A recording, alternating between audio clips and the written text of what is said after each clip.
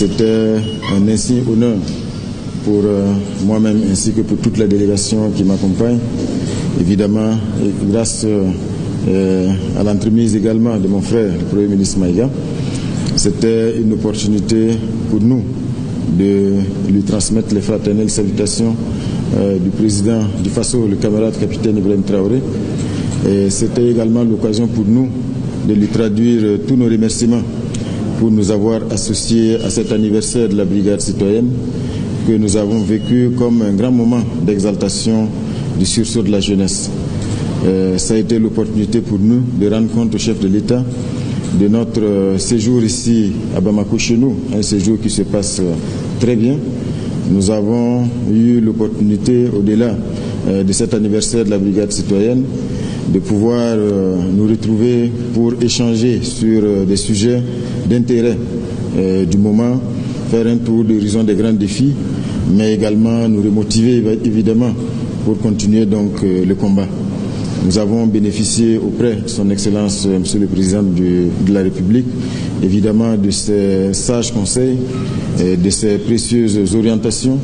afin de poursuivre la dynamique actuelle et surtout de travailler à l'amplifier.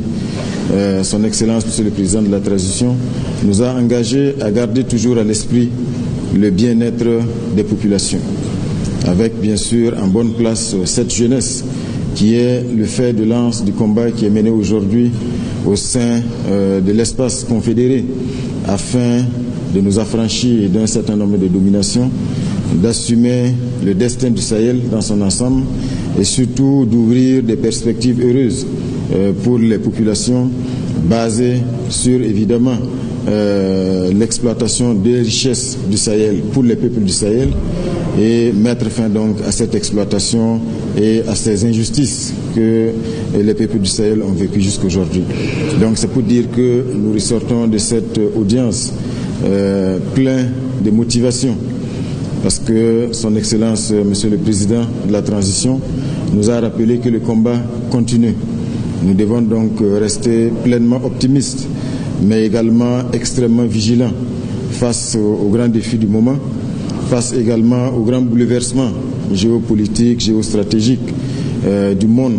et des bouleversements qui sont en cours et sur lesquels nous devons rester extrêmement attentifs.